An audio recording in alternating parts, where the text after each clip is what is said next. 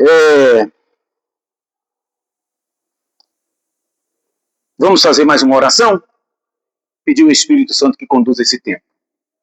Nosso Senhor Jesus, estamos mais uma vez em Tua presença e nós pedimos, nesse segundo dia em que estamos discorrendo a Epístola aos Romanos, para aprendermos mais de Ti, pedimos que o Teu Espírito Santo conduza esse tempo e que cada coração seja tocado, cada mente seja transformada, que a Tua igreja seja edificada na Tua palavra. Que os versículos que vamos discorrer traga a edificação, traga a orientação que a Tua igreja precisa. Nós louvamos o Teu nome porque o Senhor nos tem dado a Tua palavra. Nós somos os Teus filhos, o Teu povo, e não estamos soltos nesse mundo, porque a Tua palavra é a nossa diretriz, é a nossa orientação. E nós te agradecemos por esse alimento, crendo que o Senhor falará conosco mais uma vez. Te louvamos em nome de Jesus. Amém e amém. Bom, meus amados, na quarta-feira passada, nós fizemos a introdução da carta aos Romanos. Eu só quero fazer um adendo aqui, a nível de informação, porque há dúvida, né? Ora o pastor fala carta, ora o pastor fala momento, mas é importante ora o pastor fala carta, ora o pastor fala epístola, né? Mas é importante nós compreendermos o conceito de epístola. Epístola, geralmente, a epístola contém um conteúdo para um grupo mais amplo. Um grupo que vai, um conteúdo que vai como destinatário para um grupo mais amplo de pessoas.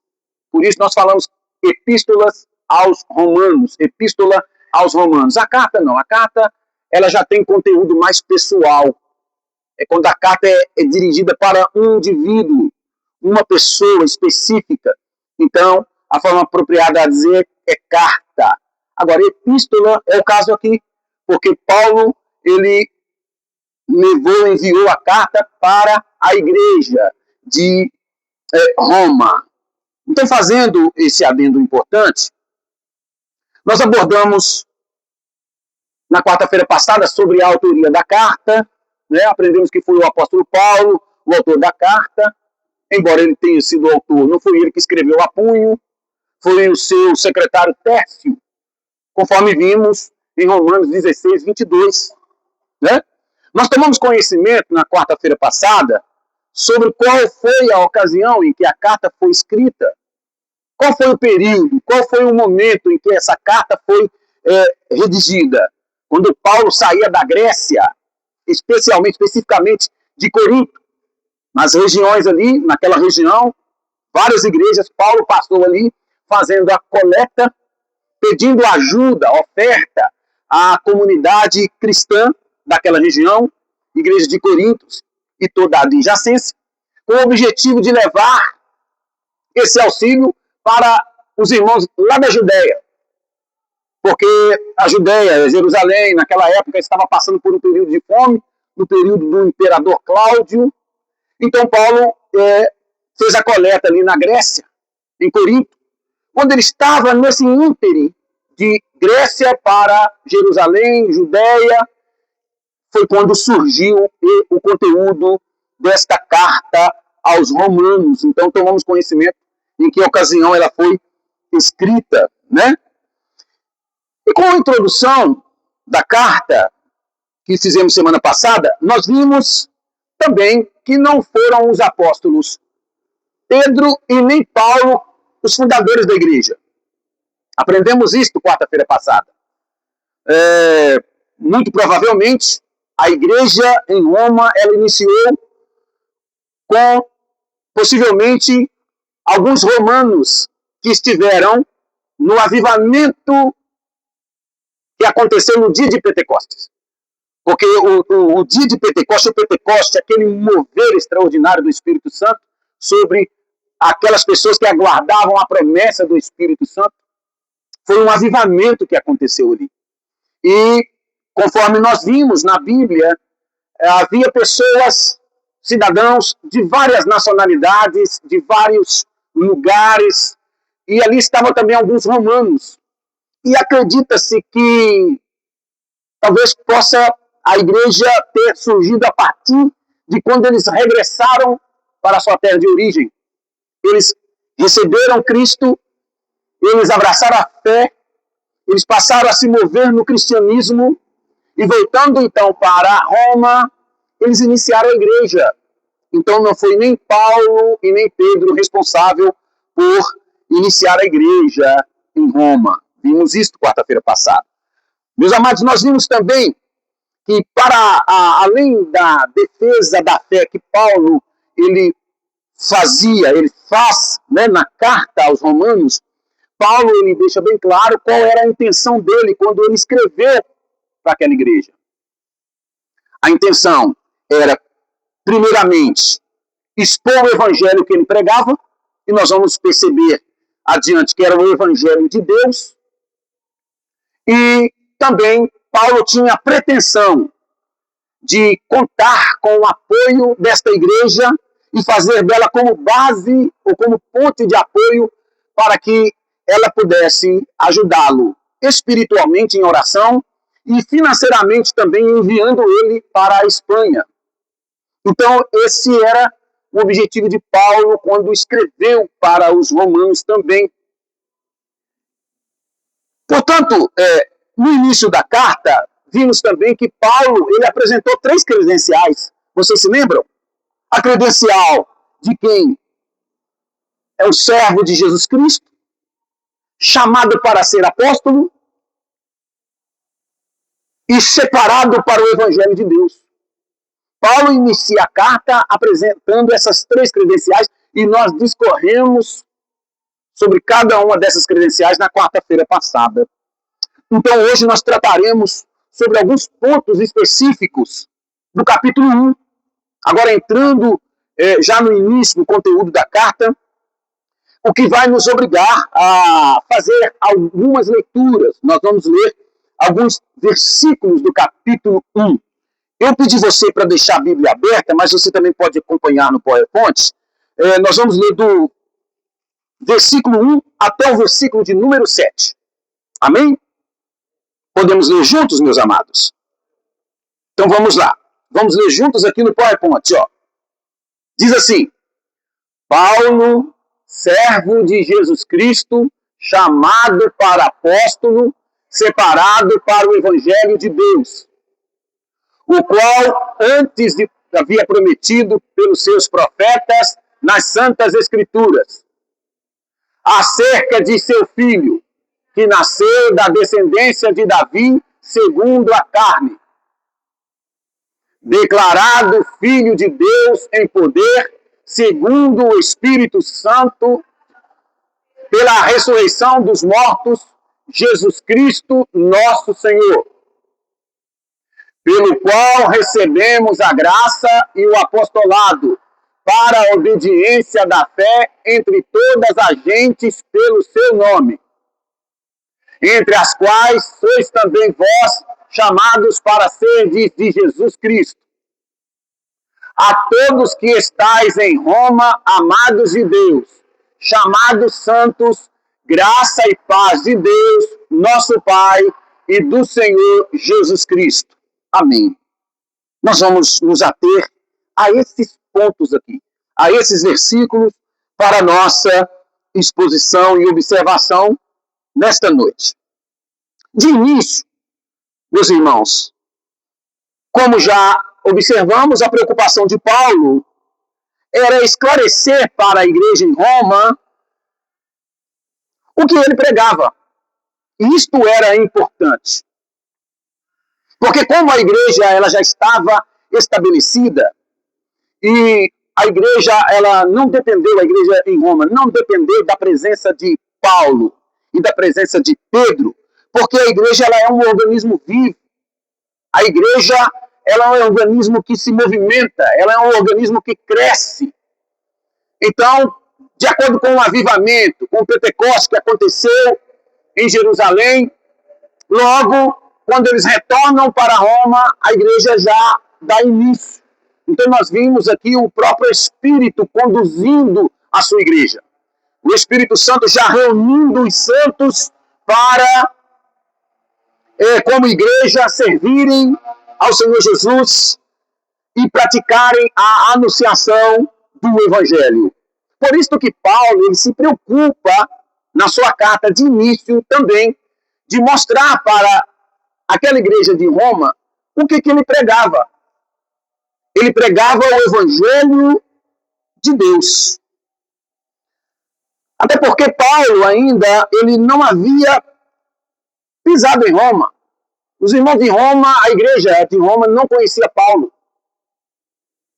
Alguns o conheciam por ouvir falar, mas Paulo ainda não havia estado de forma presencial ainda em Roma. Por isto, ele, no versículo de número 1, ele fala sobre o evangelho que ele pregava. É como se ele dissesse assim, olha, queridos irmãos de Roma, da igreja de Roma, fiquem tranquilos, porque a palavra que eu prego, ela é pura. A palavra que eu prego, ela é a verdade. A palavra que eu prego, ela é fidedigna, porque é o evangelho de Deus.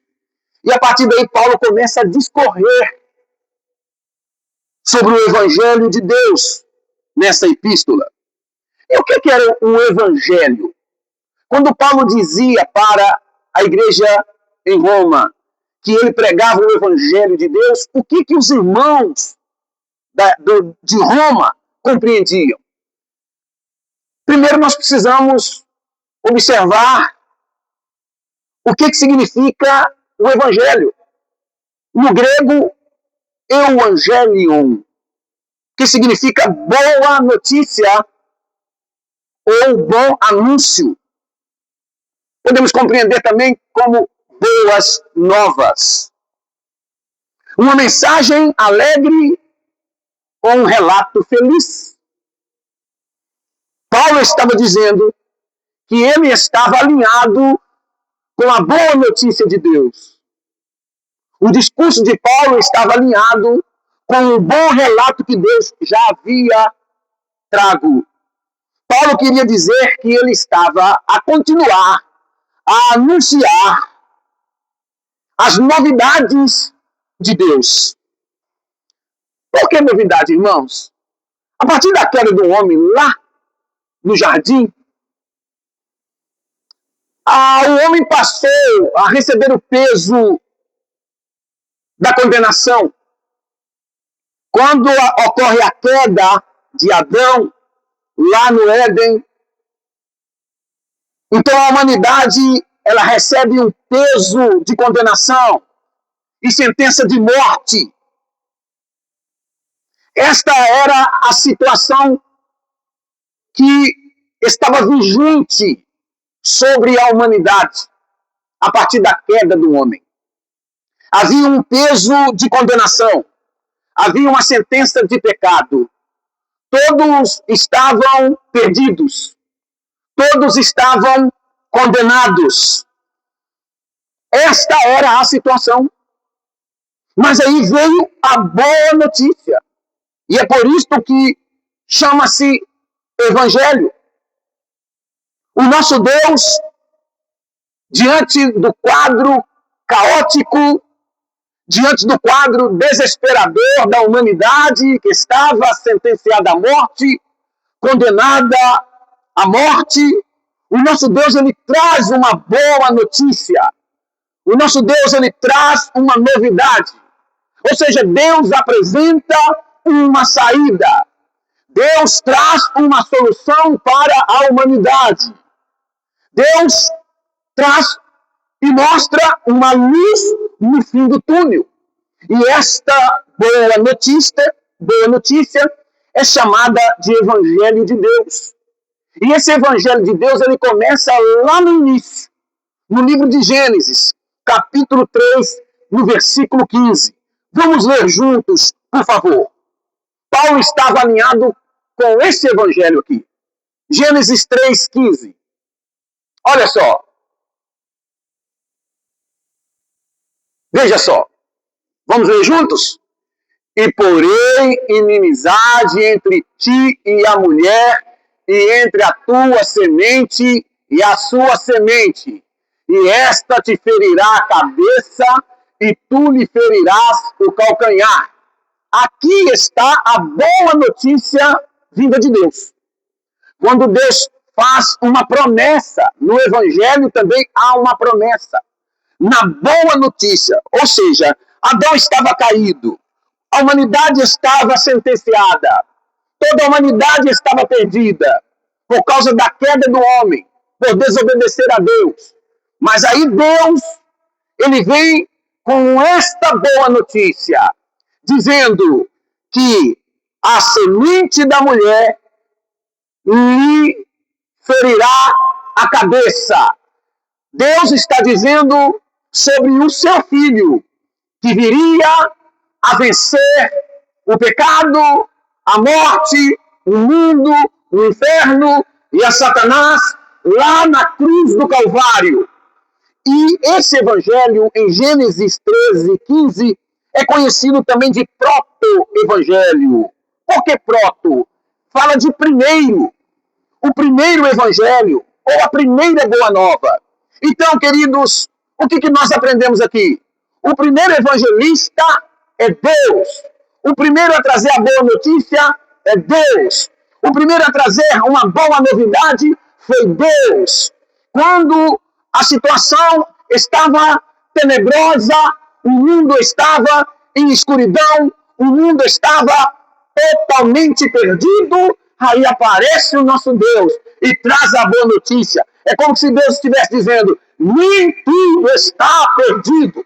Ainda há uma saída, ainda há uma solução, ainda há uma luz no fim do túnel, porque da semente da mulher virá um que ferirá a cabeça da serpente. Então, o nosso Deus, ele inicia a anunciação, a pregação do Evangelho, que são as boas novas. Então, quando Paulo fala na sua epístola aos Romanos que ele pregava o Evangelho de Deus, Paulo estava querendo dizer, eu não inventei nada, eu não criei nada da minha cabeça. Eu continuo sendo o eco da voz de Deus. Aquilo que Deus disse lá atrás, aquilo que Deus havia prometido, a boa notícia que Deus havia trago para a humanidade. Eu continuo pregando e falando e discursando sobre ela. Então Paulo, ele vem dizer esta boa notícia. Quando ele fala que ele foi escolhido para pregar o Evangelho de Deus, ele está dizendo, eu vou levando a boa notícia. Por onde eu passo, eu prego sobre o Evangelho. O Evangelho não nasceu da minha própria mente. Então era como Paulo estivesse dizendo, não foi eu que inventei. Era como que Paulo estava dizendo, o que eu estou trazendo comigo já havia sido falado por meio dos profetas desde a antiguidade. Esse evangelho não é meu. Esse evangelho é de Deus. Então Paulo, a gente percebe que ele está alinhado com o evangelho que Deus traz lá em Gênesis, no capítulo 3, versículo 15. E Paulo não foge, não arreda em nada do discurso também sustentado pelos profetas ungidos e levantados por Deus. Paulo mostra que ele está alinhado com a palavra do céu. Era assim como os profetas receberam de Deus, Paulo recebeu dos profetas pelos escritos. Porque Paulo, como um fariseu, defensor da lei, ele era muito familiarizado com o Pentateuco. Ele era familiarizado também com os livros dos profetas. Então ele sabia que o evangelho que ele estava pregando estava totalmente alinhado com a palavra dos profetas.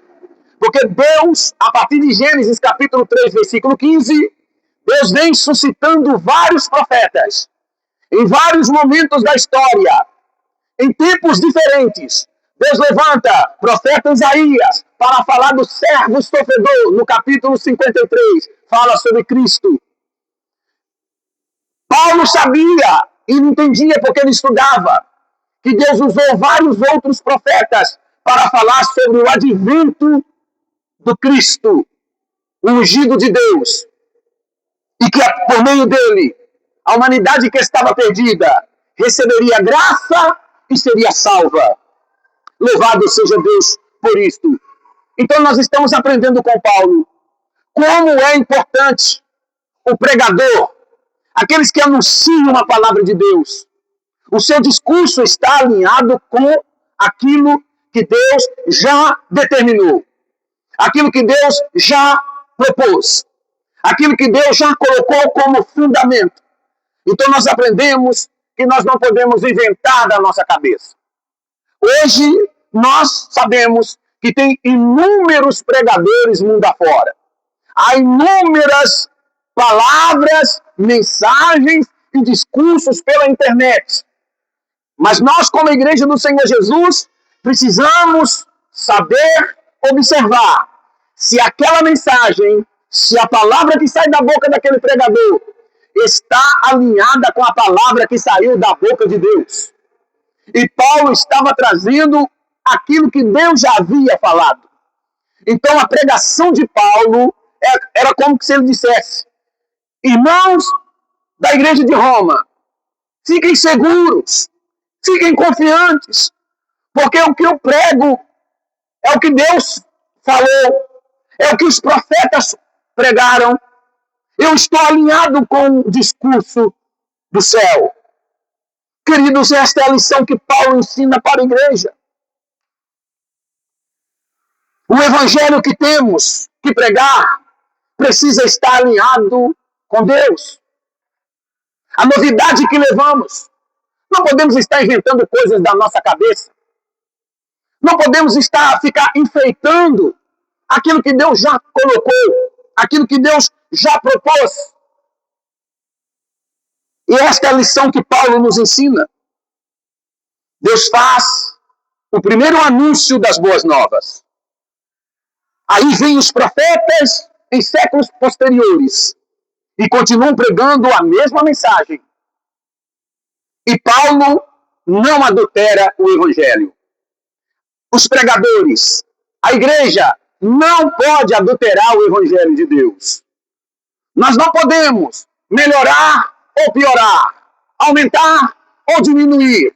Nós temos que ser fiéis, preletores, anunciadores, pregadores do evangelho de Deus. É isto que nós aprendemos com o apóstolo Paulo. Meus irmãos, quando termina o ofício de profeta, e a gente sabe que o ofício terminou em João Batista foi o último profeta, surgiu o período apostólico após a ascensão de Cristo. E nesse período agora, então, vem Paulo pregando o mesmo evangelho que recebeu dos profetas e que, por sua vez, receberam de Deus. Vamos observar o versículo de número 2. Olha, Romanos 1:2. Olha lá, Romanos 1:2. Olha o que Paulo diz. O qual antes havia prometido pelos seus profetas nas santas escrituras. Paulo está dizendo assim, aquilo que os profetas pregaram, o evangelho que os profetas pregaram, a boa notícia de Jeremias, a boa notícia de Isaías, a boa notícia de Zacarias, a boa notícia de Ezequiel, a boa notícia dos profetas do passado. Esta é a notícia que eu continuo pregando. Esta é a palavra que eu continuo anunciando. Deus havia prometido por meio dos profetas. E eu estou anunciando que esta promessa já aconteceu. Porque Paulo estava querendo dizer à igreja de Roma que o evangelho trata-se de uma pessoa. O evangelho é Jesus. Meus irmãos, quando Paulo então vem nos esclarecer que esse evangelho não se tratava de qualquer outra pessoa, ou seja, há um núcleo, um cerne, um ponto central no Evangelho. Há um objeto principal nesse Evangelho. E o objeto principal do Evangelho é o nosso Senhor Jesus. Ele é o objeto principal do Evangelho. Sem Jesus, não há Evangelho. Jesus é o cerne, é o centro do Evangelho. É o ponto máximo do Evangelho. É o nosso Senhor Jesus. Nós vamos observar no versículo 3, Paulo vem dizer que o Filho de Deus veio segundo a carne. Olha o versículo de número 3. Olha lá. Vamos ler juntos? Acerca de seu filho, que nasceu da descendência de Davi segundo a carne.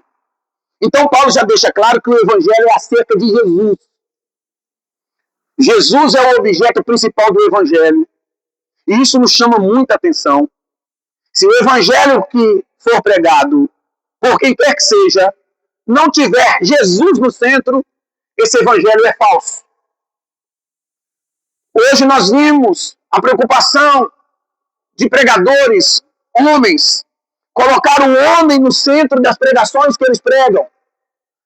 O homem está no centro dos seus discursos. Esse não é o Evangelho de Deus. O Evangelho de Deus tira o homem e a luz de Cristo brilha. O Evangelho de Deus até mostra que o homem foi resgatado, mas mostra também por qual motivo o homem foi resgatado. Por que o homem foi resgatado? O homem foi resgatado por Cristo. Por causa do seu sacrifício, morte na cruz do Calvário. O homem não pode, o pregador, a igreja não pode buscar o seu protagonismo próprio. Nós não podemos sair anunciando a nós mesmos. Precisamos tomar muito cuidado, porque há pregações que falam-se mais do homem do que de Jesus. E nós estamos aprendendo aqui com o apóstolo Paulo que o objeto principal da boa notícia é Cristo. Se a palavra que é pregada não tiver Cristo, é lixo. Se a mensagem que for pregada não tiver Jesus no centro, é lixo. Nós temos que rejeitar, não podemos aceitar, não podemos deixar em nossos corações.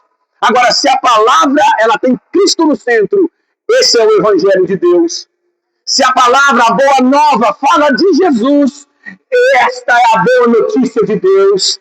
Se a palavra ela exalta o Senhor Jesus, a obra redentora e salvadora dele na cruz do Calvário, este é sim um discurso alinhado com o Evangelho de Deus.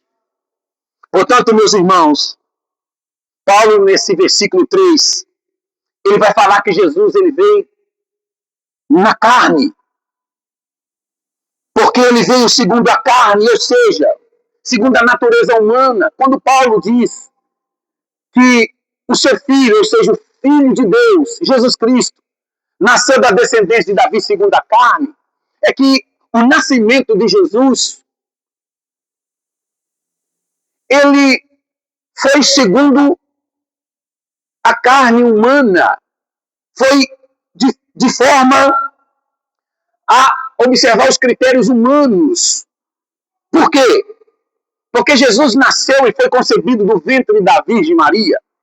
Embora ele tivesse sido obra do Espírito Santo, no útero de Maria, no ventre de Maria, mas o nascimento de Jesus foi conforme a natureza humana. Ele veio em carne. Quando no Filho de Deus nós vimos no seu nascimento, a promessa se materializou. Paulo, quando fala que Jesus veio em carne, ele já está querendo dizer assim para os irmãos lá em Roma: olha, aquilo que Deus havia falado desde a antiguidade, séculos a posteriori, usando os seus profetas, isto já aconteceu, isso já se materializou. Jesus Cristo já nasceu, o Messias já veio, a palavra já se cumpriu. Por isso que Paulo vem dizendo que O filho nasceu da descendência de Davi segundo a carne, ou seja, segundo a natureza humana. Porque havia naquela época a controvérsia de que Jesus não veio em carne. Os apóstolos, eles tinham que sempre exortar a igreja a não se enveredar para esse tipo de ensino, porque infiltrava no meio dos cristãos os falsos doutores, os falsos mestres, os gnósticos, por exemplo, porque os gnósticos compreendiam que a matéria é má. Então, se Jesus ele se utilizou da matéria para vir, então ele não é santo, porque ele se apropriou daquilo que é mal, daquilo que é ruim.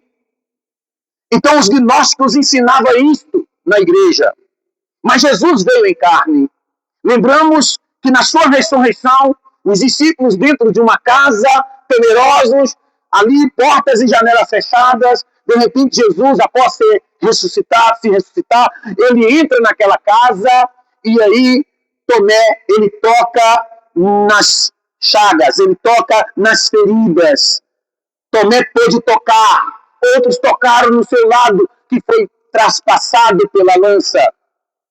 Então Paulo vem dizer que ele veio da descendência de Davi, ele veio em carne, ou seja, refutando, jogando por terra todo o argumento fraudulento, toda a doutrina mentirosa que dizia naquela época que Jesus não veio em carne.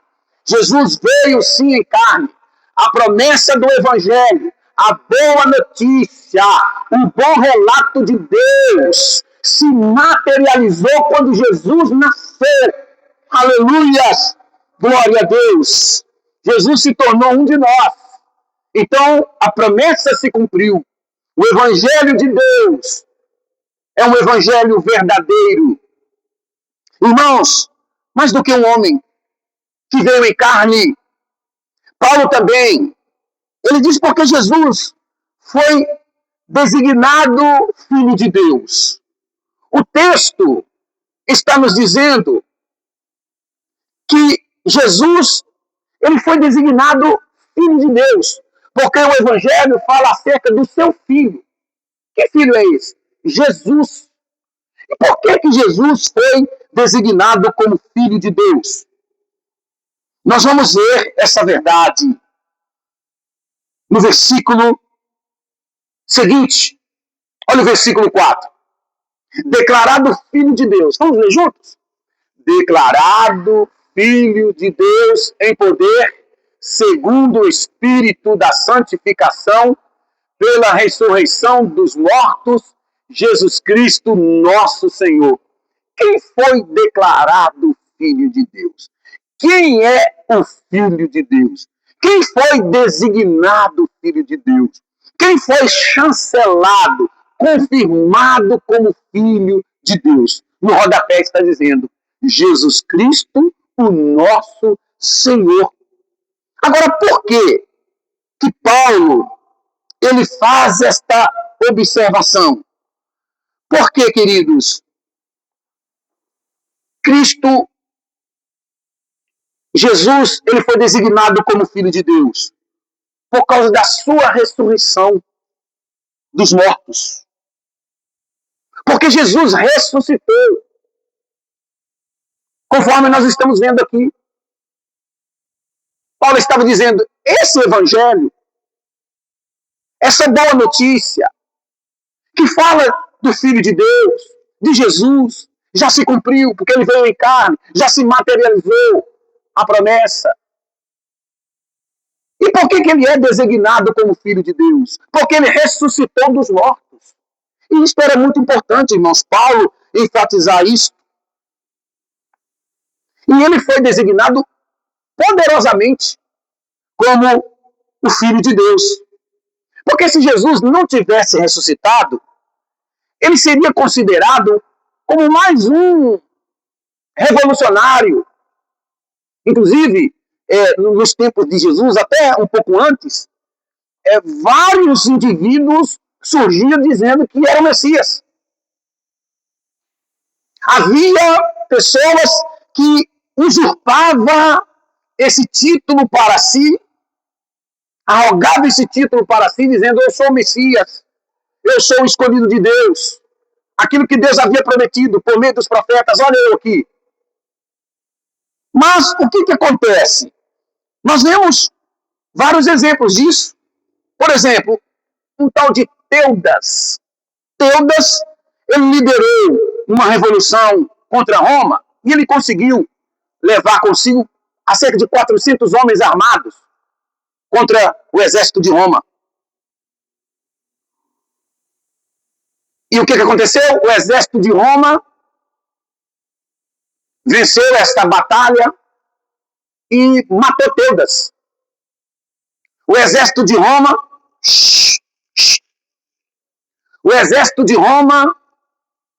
assassinou Teudas.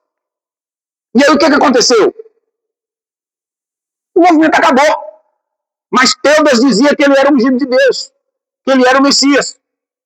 Então Teudas ficou apenas como um revolucionário, apenas. Não como filho de Deus, porque morreu e não ressuscitou. O movimento acabou, a revolução acabou. E não parou por aí, não. Surgiu um tal de Judas nos tempos de José e Maria, quando Jesus ainda era muito tenro. Nos tempos de José e Maria, surgiu um tal de Judas que levantava multidões. Ele conseguia arrastar multidões após ele. Mas ele não foi designado como filho de Deus. Não foi designado. Por quê? Judas também, ele morre e não ressuscita. Então ele não pode ser chamado de filho de Deus. Por isso que o apóstolo Paulo diz que Jesus foi chamado, designado filho de Deus poderosamente. Por quê? Jesus ressuscitou. O nosso Jesus ressuscitou. O nosso Jesus está vivo. Teudas morreu e não ressuscitou. Judas morreu e não ressuscitou. Outros impostores que se diziam Cristo, que se diziam Messias, morreram e não ressuscitaram. Mas o nosso Cristo ressuscitou, venceu a morte. E é por isto que ele é filho de Deus poderosamente. Aleluia! Meus irmãos, aos olhos daquela gente, na época de Jesus, Jesus também era só mais um revolucionário. Jesus era só mais um, porque isso acontecia corriqueiramente naquela época. Como eu disse, Teudas, Judas e outros, quando Jesus aparece, pregando o evangelho por todas as partes, as pessoas viam ele como curandeiro. Jesus era uma ameaça política para alguns, ameaça religiosa também para outros. Mas, a grosso modo, Jesus era visto também por muita gente ali como mais um revolucionário. Aí, mais um. Porém, com Jesus foi diferente. Ele mostra que ele era verdadeiramente o Filho de Deus.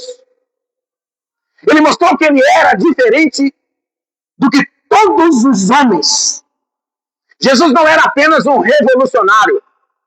Jesus, ele era o verdadeiro Filho de Deus. E porque ele ressuscitou, então ele não é comparado como um homem comum. Ele não foi mais um, ele foi o quem, pastor? O Filho do Deus Criador dos céus e da terra, o Filho do Deus vivo. Eu acho lindo que em um determinado momento do ministério de Jesus chama os seus discípulos e procura saber o que lá em Cesareia de Filipe as pessoas falavam sobre ele. E aí, Senhor, estão dizendo que o Senhor é mais um dos profetas aí que levantou. Aquilo que eu havia dito. O Senhor é só mais um aí que arrasta a multidão, que deixa a multidão aí inflamada. Em tal região estão dizendo que o Senhor é Jeremias que voltou. Em outra região estão dizendo que o Senhor é Elias. Mas de repente, Jesus olha para o céu, discípulos, e diz assim: e vocês? O que vocês dizem ser o Filho? O que vocês dizem que eu sou? Aí Pedro fala assim: tu és o Cristo, o Filho do Deus vivo. Aleluia! E olha que Jesus ainda não havia ressuscitado. Então, parabéns para Pedro, né? Ele não esperou ver para crer. Ele já foi declarando, porque ele acreditava na palavra que saía da boca de Jesus. Jesus dizia, o templo será derribado, mas no terceiro dia ele vai levantar. Eu vou levantá-lo de novo. Eu vou morrer, mas eu vou ressurgir de novo dentre os mortos. Pedro acreditou nisso. E de fato aconteceu. Então Jesus, por mais que ele era considerado como mais um revolucionário no meio daquela gente, na sua ressurreição, ele provou quem ele era. Ele era, como é, poderosamente o Filho de Deus. Meus amados, a sua gloriosa ressurreição mostra que ele é verdadeiramente o Filho do Eterno, diferente de todos os homens. Jesus não é igual ao homem. Jesus é mais do que um homem. Jesus é maior do que um homem. Jesus está acima do homem. Jesus pode ir além do que um homem pode. Jesus pode fazer muito mais do que um homem possa fazer. Ele é o Senhor. Ele é o Filho de Deus. Sendo assim, meus irmãos, o Evangelho narra apenas sobre uma pessoa. E era isto que Paulo queria deixar bem claro na sua epístola aos Romanos no início. O que eu estou pregando tem um ponto central. A palavra que eu prego tem um objeto principal. E qual é o objeto, Paulo? É Jesus Cristo. Ele é o Evangelho de Deus. Ele é diferente de todos os homens. Jesus é a boa notícia. Queridos, o apóstolo Paulo, ele deixa claro que por meio de Jesus Cristo é que ele recebeu duas coisas. E nós vamos perceber isso no versículo 4. Eu quero pedir você para ler juntamente comigo. Vamos lá. Declarado Filho de Deus em poder, segundo o Espírito da santificação, pela ressurreição dos mortos, Jesus Cristo, nosso Senhor. Então nós estamos vendo que o apóstolo Paulo ele deixa claro que por meio de Cristo, aliás, versículo 7, é o versículo 7. Vamos fazer aqui uma errata, aqui uma correção, versículo 7. Vamos ler? A todos que estais em Roma, amados de Deus, chamados santos, graça e paz, Deus Pai e do Senhor Jesus Cristo. Amém? Glória a Deus. Meus queridos, nós estamos vendo aqui que o apóstolo Paulo, ele deixa claro que por meio de Cristo, ele recebeu graça e apostolado. Graça e apostolado está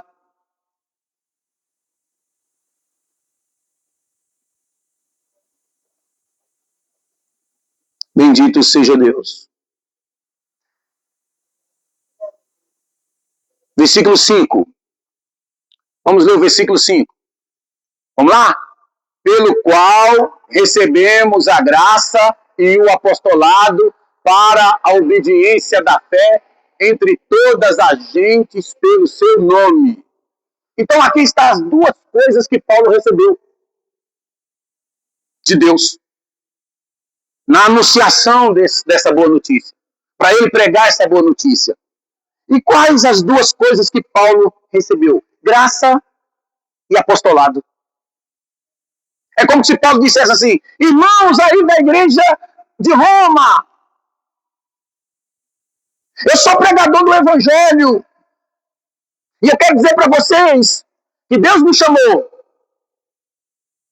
E quando Ele me chamou, Ele me deu duas coisas, graça e apostolado. E nós vamos observar o que é isso, irmãos. O que é graça? Graça é a boa vontade de Deus que não merecemos. Paulo estava dizendo assim, eu não mereço ser pregador, mas ele me escolheu. É como se Paulo dissesse, Eu não sou melhor do que ninguém, mas Ele me chamou.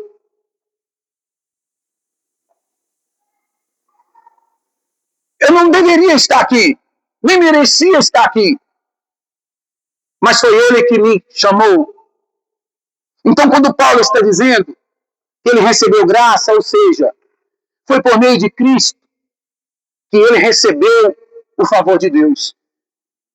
Meu irmão, eu quero chamar a todos nós a fazer uma reflexão. O que seria de você se não fosse Jesus? O que seria de nós se não fosse Jesus? Foi por causa de Jesus, Paulo está dizendo, por meio dele, pelo qual recebemos a graça e o apostolado. Foi por Jesus que a graça, o manto da graça de Deus te cobriu. Foi por causa de Cristo que o manto da graça de Deus nos envolveu. Estamos todos debaixo do manto da graça de Deus, da boa vontade de Deus, por causa de Jesus. Por isso, irmãos, nós temos que louvar a Deus todos os dias por nosso Senhor e Salvador Jesus Cristo. Nós temos que dizer todos os dias, ó Deus, obrigado pelo teu Filho Jesus Cristo. Obrigado porque o que seria de mim se não fosse Jesus? Aonde estaria eu se não fosse Jesus? Quem seria eu se não fosse Jesus? Graças nós te damos, ó Pai, por teu Filho amado Jesus Cristo.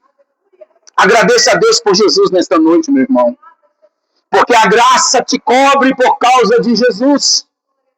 Aleluias! Nós éramos inimigos de Deus. Quando Paulo fala que ele recebeu a graça, é porque ele reconhecia quem ele era sem a graça de Deus. Ele não era ninguém. Ele era um condenado. Ele era um sentenciado à morte, assim como todos os homens. E ao decorrer aqui das explanações na carta, nós vamos ver o que Paulo diz, que todos estão perdidos, tanto judeus e gentios. Todos estão perdidos, mas veio a graça de Deus e trouxe a boa vontade de Deus por causa de Jesus. Aleluias! Você era inimigo de Deus. A Bíblia mostra a humanidade perdida, a humanidade pecadora, a humanidade decaída como inimiga de Deus. Olha lá Romanos capítulo 5, versículo 10. Vamos rapidamente, Romanos 5, 10. Olha lá, vamos ler juntos. Porque se nós, sendo inimigos, fomos reconciliados com Deus pela morte de seu Filho, muito mais, estando já reconciliados, seremos salvos pela sua vida. Éramos inimigos, mas por Cristo Jesus fomos reconciliados. Era isso que Paulo estava dizendo, eu recebi graça. Ou seja, eu era inimigo. Eu era inimigo de Deus. Irmã, você era inimiga de Deus. Varão, você era inimigo de Deus. Mas veio Jesus e a graça te alcançou. E agora você não é mais inimigo, porque você foi reconciliado. Você estava longe, agora você está perto. Você não tinha, agora você tem. Você não podia, agora você pode, por causa de Jesus. Aleluias! Portanto, irmãos, éramos inimigos de Deus e nos tornamos, então, alvos da sua ira. O inimigo, ele sempre vai ser alvo do seu opositor. E nós vimos isso em Colossenses capítulo 3, versículo 6. Olha lá, Colossenses 3, 6. Rapidinho. Vamos ler juntos? Pelas quais coisas vem a ira de Deus sobre os filhos da desobediência. Aqui Paulo está falando aos Colossos, antes aí no versículo anterior, ele vai falando que coisas são essas. Pecados praticados, maledicências, atitudes pecaminosas. No versículo anterior ele fala. E aí ele diz, então esta gente, por causa dessas coisas, vem sobre elas a ira de Deus. Então nós éramos alvos da ira de Deus. porque nós andávamos em desobediência. Mas por causa de Jesus, nós não nos tornamos mais, deixamos de ser alvos da ira de Deus e nos tornamos alvos do amor do Eterno, alvos do amor de Deus.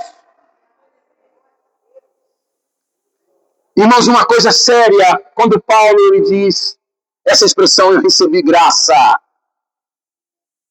nós compreendemos então o que está em Hebreus capítulo 10, versículo 19 e 20. Vamos lá.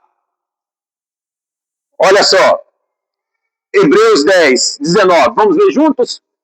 Tendo, pois, irmãos, ousadia para entrar no santuário, pelo sangue de Jesus, o 20, pelo novo e vivo caminho que ele nos consagrou pelo véu, isto é, pela sua carne. O autor aos Hebreus está falando assim em outras traduções. Ele começa dizendo assim: e temos agora ousadia de entrar no Santo do Santo. O que é isso? Ousadia é coragem. Sabe por quê? Porque na época passada, no ofício, no ritual ali do tabernáculo, o sacerdote, ele deveria chegar lá no lugar santíssimo. Mas antes dele chegar no santíssimo lugar, havia todo um protocolo que o sacerdote tinha que cumprir.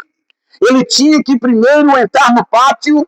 Ali no pátio ele encontrava com dois utensílios, o altar do sacrifício de bronze, aonde ali era imolado o cordeiro sacrificado, era queimado ali. Ele não podia entrar no tabernáculo sujo. Então, quando ele terminava de oficiar ali o sacrifício, ele se deparava com a bacia de bronze na porta do tabernáculo. E naquela bacia de bronze havia água, então ele tinha que se lavar.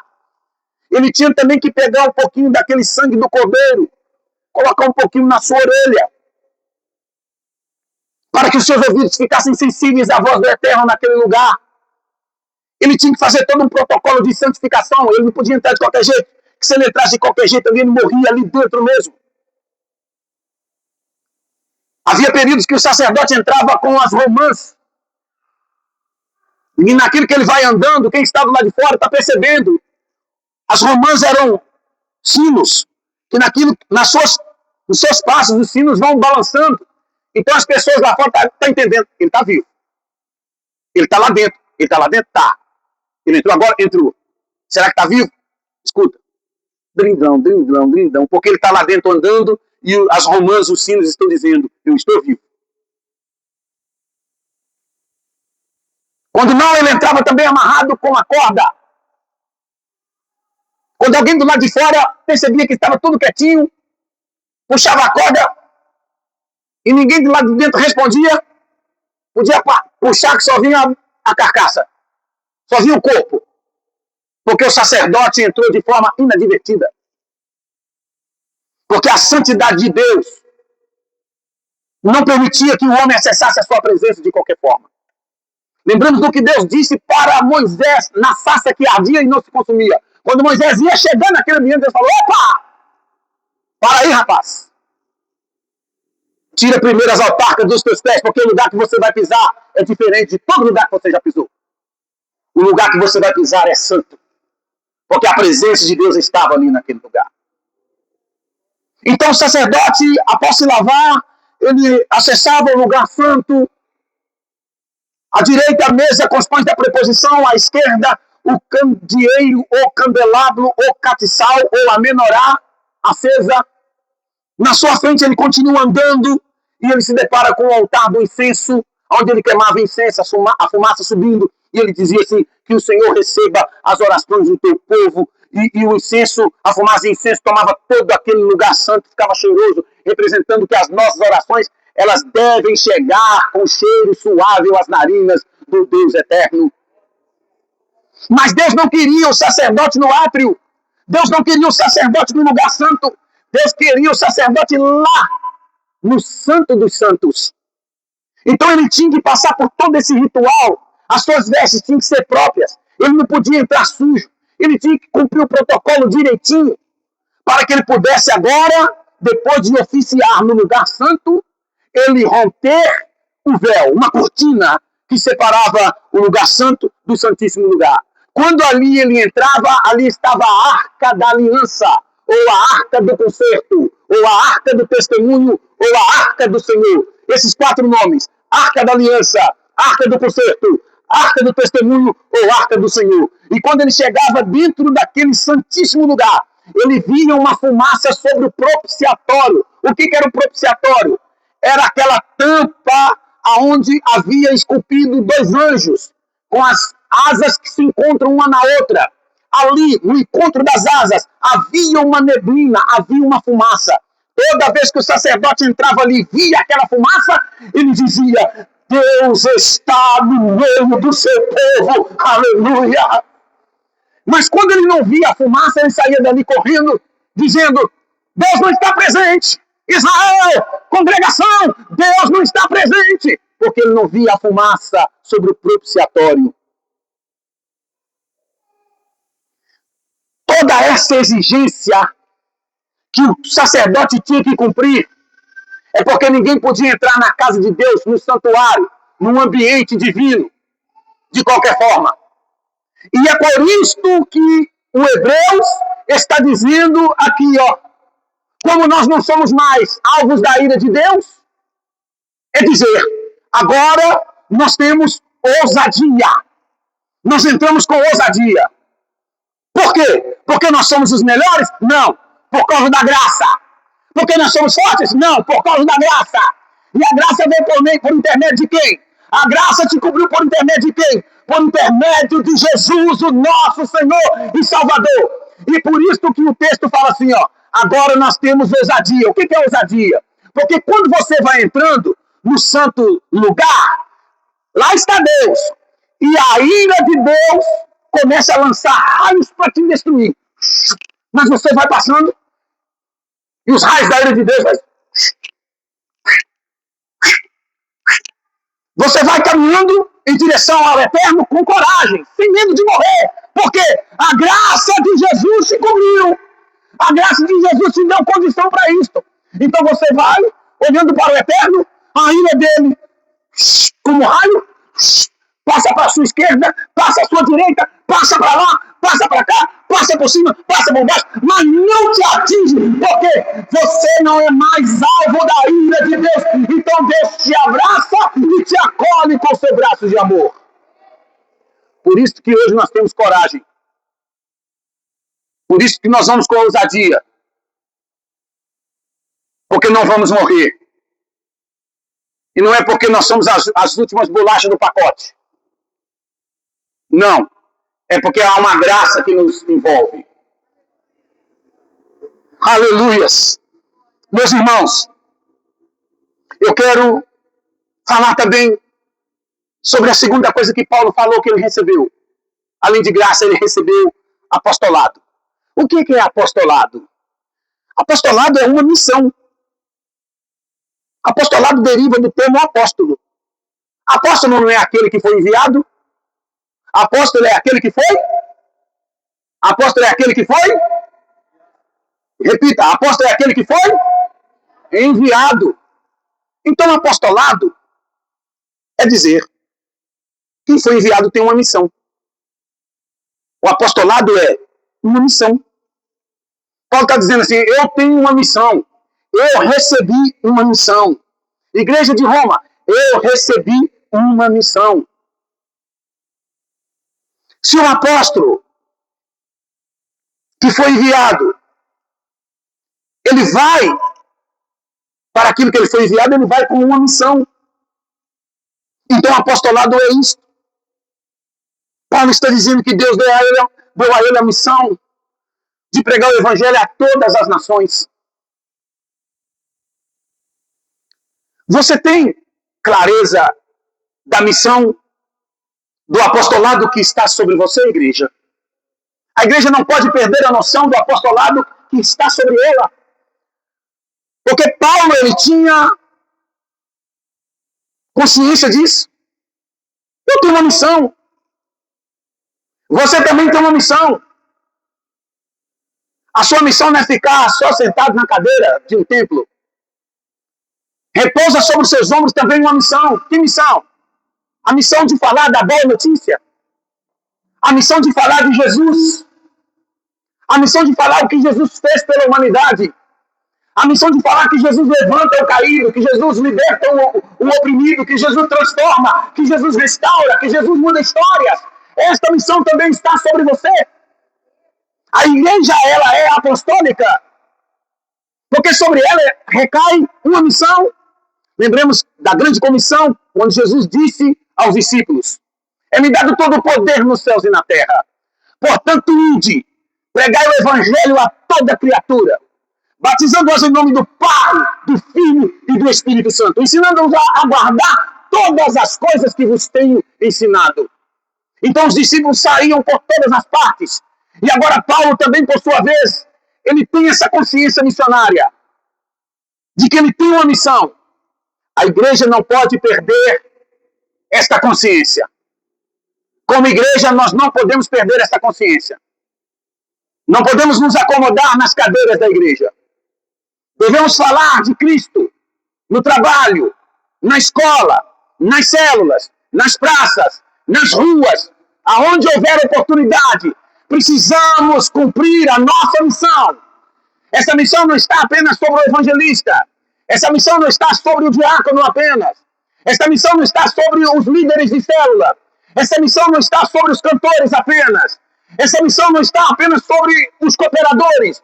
Essa missão está sobre toda a igreja do Senhor Jesus. Quem é a igreja do Senhor Jesus? Levante a sua mão, deixa eu te ver. Então há uma missão para você. Isto é apostolado. Uma missão. Queridos, nós estamos caminhando para o final.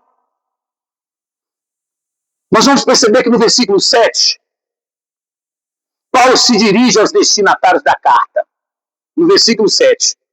E ele usa um adjetivo quando ele se dirige aos destinatários da carta. Olha o versículo 7. Olha lá. Romanos 1,7. Olha lá. Vamos ler juntos? A todos os que estáis em Roma, amados de Deus, chamados santos, graça e paz de Deus, nosso Pai, e do Senhor Jesus Cristo. Nesse versículo 7, nós estamos vendo como Paulo, qual o adjetivo que ele usa para se dirigir à igreja de Deus. Ele diz, a todos os amados de Deus. Então logo nós compreendemos que Paulo compreendia que ele não estava se dirigindo a qualquer gente. Paulo não estava se dirigindo a qualquer povo. Paulo não estava falando com qualquer grupo. Não, ele tinha consciência disso. Qual é a consciência de Paulo, pastor? Paulo se dirigia a quem Deus amava, ele sabia disso. Nós precisamos ter essa sensibilidade também, de compreendermos que a igreja ela é amada por Deus. E por isso nós não podemos maltratar a igreja. Por isso nós devemos amar a igreja. Porque tudo que você ama, você cuida e você protege. Sendo assim, a igreja, por ser amada por Deus, é cuidada e protegida por Ele. Paulo compreendia isso. Mas nós precisamos entender isso. Quanta gente que fica falando mal da igreja. Existem momentos que a igreja não precisa de Satanás para persegui-la.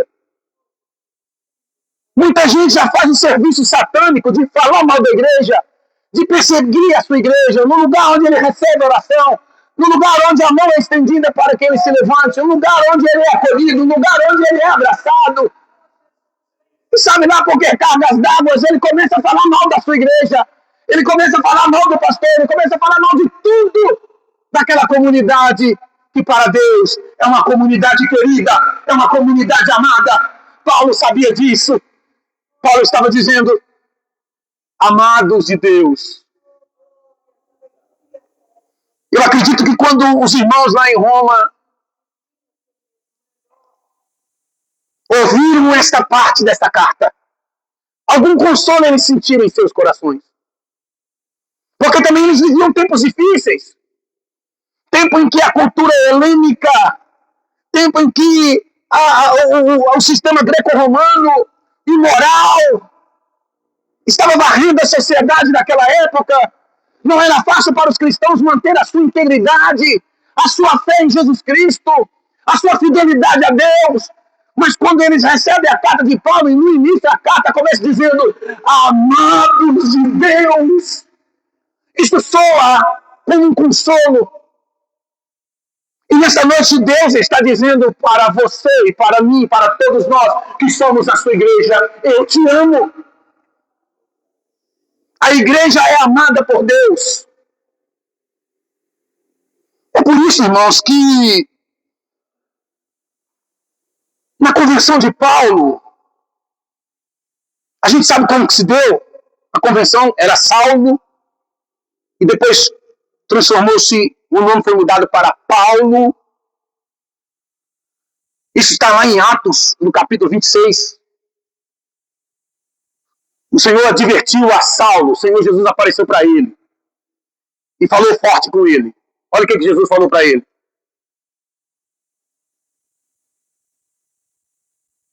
Olha lá. 26, 14 e 15. Olha só. E caindo nós todos por terra. Paulo contando um dia da sua convenção, o que aconteceu. E nós caímos todos por terra. Ouvi uma voz que me falava em língua hebraica. Dizia: Saulo, Saulo, por que me persegues? Dura coisa te será recalcitrar contra os aguilhões. Olha o 15. E disse eu: quem és tu, Senhor? E ele respondeu: eu sou Jesus, a quem tu persegues. Em outras palavras, o que Paulo estava dizendo? Eu perseguindo a igreja, eu perseguindo aquele povo, eu perseguindo aquele movimento, sem saber que eu estava perseguindo o próprio Cristo. Por isso vós sois amados de Deus, porque quem persegue vocês, persegue o próprio Deus. Porque Deus vos ama, Ele cuida de vocês, Ele protege vocês. Então, quando Jesus disse para Paulo assim: o meu aguilhão vai te atravessar, rapaz. O que é aguilhão? Aguilhão é um acessório colocado, uma haste de madeira com ponta de ferro, pontiagudo, que os donos de bois, que queriam que os bois arassem a terra, obrigasse ali que os bois caminhassem apenas naquela direção ali. Ó. Por exemplo, o dono da terra dizia assim: eu só quero que ara nessa parte aqui. Aí para o boi não ficar, anda para lá, anda para cá, e ele tem que ficar puxando boi, tem que ficar trazendo boi, então ele colocava os aguilhões. Quanto mais o boi desse coice, mais ele se machucava. Então ele tinha que ficar ali, ó, trabalhando certinho, porque o aguilhão estava ali espetando ele. E o aguilhão era pontiagudo. Jesus disse para Paulo assim: ó, Saulo, o meu aguilhão vai te atravessar. Sai da frente do meu povo. Para de me perseguir. Entendeu? Porque anos a posteriores, Paulo vai dizendo: vocês são amados de Deus. Antes Paulo estava dizendo: vocês são baderneiros. Vocês causam um problema aqui. Vocês são a escória da sociedade. Vocês vêm com essa seita de vocês, com essa religião de vocês. Paulo antes falava isso. Mas agora Paulo está se dirigindo aos amados de Deus em Roma. Aleluias. Deus te ama, meu irmão. Deus te ama, minha irmã. Aleluias. Deus estava dizendo para Paulo, o Senhor Jesus disse para Paulo: vai ser doloroso para você lutar contra o meu povo. Lutar contra o meu povo é lutar contra mim. Perseguir o meu povo é me perseguir. Queridos irmãos, uma outra designação que Paulo ele traz, além de designar a igreja como a amada de Deus, A igreja é objeto do amor de Deus. Você é objeto do amor de Deus, meu irmão. Olha como muda. Antes de Cristo, alvo da ira de Deus. Antes de Cristo, condenado, sentenciado à destruição, à morte. Depois de Cristo, vem a graça e os adjetivos mudam. Agora você é objeto do amor de Deus. Como igreja do Senhor Jesus, você é amado por Deus. Isso alegra o seu coração? Isso traz algum consolo? Isso traz algum conforto para você que está enfrentando algum momento difícil na caminhada cristã? E você que está diante de vários desafios cotidianos, esta palavra traz algum conforto para você? Antes você era alvo da ira, hoje você é objeto do amor de Deus. Aleluias. Além disso, Paulo também, ainda no versículo 7, ele fala para que a igreja foi chamada. Olha lá o versículo 7. Chamados para ser santos. Ou seja, não é pelo fato de que eu sou amado por Deus, você é amado por Deus, a gente vai viver a vida de qualquer jeito. A gente vai desobedecer a palavra de Deus. Vamos andar de forma libertina. Vamos fazer o que vem na nossa cabeça. Não é porque Deus nos ama que a gente vai viver a torta e a direito. Paulo está dizendo, vocês foram chamados para ser santos. O que é santo? O termo santo quer dizer separado, consagrado. Nós somos um povo consagrado a Deus. Nós somos separados para Deus, igreja. Você é separado desse mundo. Você está nesse mundo, mas você não pertence a esse mundo. Esse mundo é só passagem. Esse mundo é só... Você está aqui como forasteiro. Você é separado, você é escolhido, você é chamado. Você é consagrado a Deus. Aleluias. Ou seja, quando Paulo fala assim, ó, vocês são chamados para ser santos, Paulo estava dizendo, a igreja é pura. Por isso que a igreja não pode se encurvar. Pode vir pressão da sociedade. Pode vir pressão dos intelectuais modernos, querendo distorcer a palavra de Deus. Hoje a gente está vivendo um tempo, irmãos, eu até falei aqui um dia, que tá comum, né? Eu sou bissexual, eu sou LGBT, PT, QT, PT, Z, F, G, H, I, J, L, M, toda a letra do alfabeto. E aí a gente tem que agora, tá quase que a gente tá tendo que pedir perdão às pessoas, porque nós somos héteros. Oh, desculpa, eu sou hétero. Desculpa, hoje tá assim. Você tá quase tendo que pedir perdão, pedir desculpa às pessoas quando você diz que você é hétero. Porque hoje ficou normal. O que você é? Eu sou tudo, eu sou até um bicho.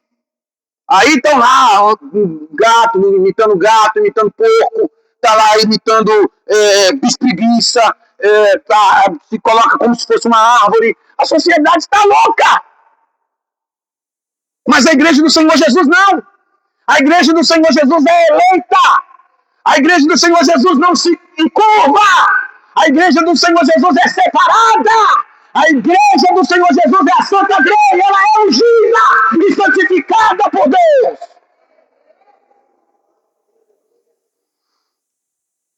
Portanto, irmãos, finalizando, a jornada da igreja nesse mundo tem que fazer com que ela, a todo tempo, por ser santa, ela trombe com o diabo. Repita comigo, a igreja tem que trombar com o diabo. É porque se a igreja não trombar com o diabo nessa jornada, é porque ela está andando na mesma mão. Tem que haver um choque, pá. A igreja tem que trombar. Se Satanás vem, a gente vai. Se Satanás sobe, a igreja desce. Se Satanás desce, a igreja tem que subir. Nunca pode andar na mesma mão. Tem que trombar. Sempre no sentido oposto. Porque é a Santa Grey. É a igreja lavada. É a igreja pura. É a igreja amada. Irmãos, então Paulo termina a saudação dizendo, no próprio versículo 7, e eu encerro aqui dessa exposição. Graça a vós outros e paz, da parte de Deus, nosso Pai, e do Senhor Jesus Cristo. Paulo fala sobre duas coisas, graça e paz. A graça nós já discorremos, né? A bondade de Deus que não merecemos.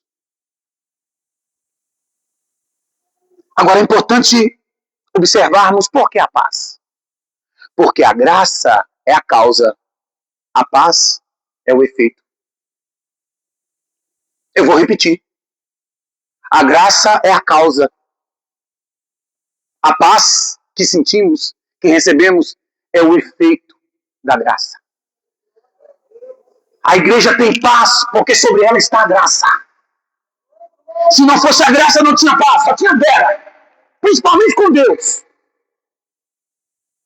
Era uma lide. A humanidade tinha uma lide com Deus, um conflito com Deus. Mas veio a graça e trouxe um efeito diferente, trouxe a paz. Hoje nós temos paz com Deus. Causa e efeito. Repita comigo, causa e efeito. O que é a causa? Fala mais forte, o que é a causa? A graça. O que é o efeito? A paz. Vocês lembram daquele louvor? Fique sobre os pés. Lembra daquele louvor que cantávamos antigamente? Que dizia assim, ó. Esta paz que eu sinto em minha alma. Vai! É porque tudo me vai bem. Essa paz que eu sinto em minha alma. É porque eu amo meu Senhor? É porque eu amo meu Senhor. Você sabe por que você está com essa paz? Porque tem graça aí, tem graça aí, tem graça aí. Ao manto da graça. Então você vai ter paz em toda a sua trajetória. Não é a paz do mundo, por isso Jesus disse, eu vos dou a minha paz, não vou a dor como o mundo a dá. A paz do mundo é passageira, a paz de Deus é eterna. Aleluia, você está na guerra, mas está em paz. Você está rodeado de inimigos, mas está em paz. Você está com problema lá na tua casa, mas você tem paz. Você recebeu notícia ruim, mas você tem paz. Por que eu tenho paz? Porque a paz é o efeito em que a graça produz em mim. Eu tenho a graça de Deus, por isso o resultado é a paz que eu sinto no meu coração. Por isso que Paulo se despede, faz essa saudação dizendo, graça e paz aos amados de Deus. Meus irmãos, eu quero pedir vocês para fechar os teus olhos e agradecermos a Deus por esse tempo. Agradeça a Deus por Cristo. Agradeça a Deus pelo que te mantém de pé. E você já usou essa expressão várias vezes. Quando alguém diz para você, e aí, como você está? Por força, às vezes, de expressão, você diz, estou pela graça. E é mesmo. É por ela mesmo. Agradeça a Deus por Cristo. Eleva o teu pensamento agora em Deus. E diz, Senhor, obrigado por Jesus Cristo, teu Filho. Hoje eu tenho acesso à tua presença por causa do teu Filho. A maior expressão da graça de Deus é o perdão. Nós somos perdoados. Você é perdoado, então adore a Deus agora, nesse momento. Senhor Jesus, nós te agradecemos por tua palavra. Te agradecemos por tua graça. Que produz em nós esta paz. Essa paz que nos fortalece. Essa paz que nos assegura de que assim como se cumpriu o Evangelho, que nele estava embutida a tua promessa desde Gênesis capítulo 3, versículo 15. E ele se materializou. A promessa veio quando Jesus nasceu. Todas as promessas do Senhor para a tua igreja também se cumprirá. Portanto, que teu Espírito nos consolide nesta palavra.